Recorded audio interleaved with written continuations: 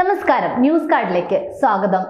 ദേശീയപാത 183ന്റെ ഭാഗമായ K road വഴി സഞ്ചരിക്കുന്ന യാത്രക്കാരും നാട്ടുകാരും 2 പതിറ്റാണ്ടായി കാണുന്ന സ്വപ്നം യാഥാർത്ഥ്യമാകുന്നു.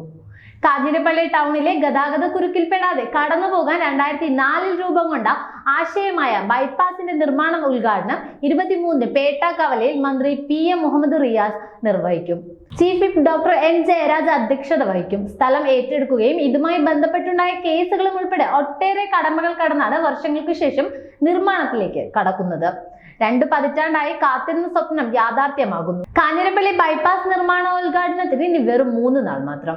ഫെബ്രുവരി 22-ന് 3 മണിക്ക് പേട്ടക്കവലയിൽ പൊതുമരാമത്ത് മന്ത്രി PM മുഹമ്മദ് റിയാസ് ബൈപ്പാസിന്റെ നിർമ്മാണോദ്ഘാടനം നിർവഹിക്കും. ബൈപ്പാസ് യാഥാർത്ഥ്യമാകുന്നതോടെ കാഞ്ഞിരപ്പള്ളി ടൗണിലെ ഗതാഗത കുരുക്കിൽപ്പെടാതെ ജനങ്ങൾക്ക് യാത്ര ചെയ്യാം. ദേശീയപാതയിൽ കാഞ്ഞിരപ്പള്ളി പഞ്ചായത്ത് ഓഫീസ് പടിക്കൽ നിന്നാരംഭിച്ച് ചിറ്റൂർ പുഴയ്ക്ക് മീതെ പാലം നിർമ്മിച്ച് പൂതക്കുഴി ഹാബീസ് ഓഡിറ്റോറിയത്തിന് സമീപം ദേശീയപാതയിൽ പ്രവേശിക്കുന്നതാണ് നിർദ്ദിഷ്ട ബൈപ്പാസ്.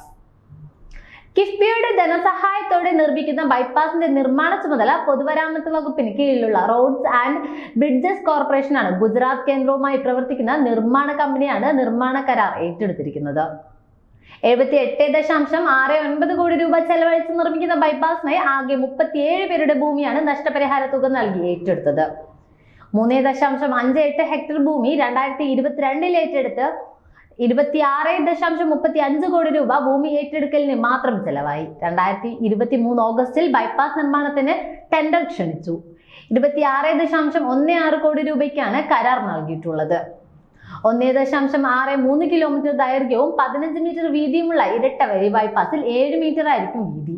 റോഡിന് ഇരുവശവും കാൽനട യാത്രയ്ക്കുള്ള സൗകര്യവും ഡ്രെയിനേജും ഉണ്ടാകും. ചിറ്റാർ പുഴയ്ക്ക് കുറുകെ ഒരു പാലവും പണിയും. ദേശീയപാത 183-ൽ കാഞ്ഞിരപ്പള്ളി പഞ്ചായത്ത് ഓഫീസ് പടിക്കൽ നിന്നാരംഭിച്ച് ചിറ്റാർ പുഴയ്ക്ക് മേലെ പാലം നിർമ്മിച്ച് പൂതപ്പുഴി ഹാബീസ് ഓഡിറ്റോറിയത്തിന് സമീപം ദേശീയപാതയിൽ പ്രവേശിക്കുന്നതാണ് കാഞ്ഞിരപ്പള്ളി ബൈപ്പാസ്.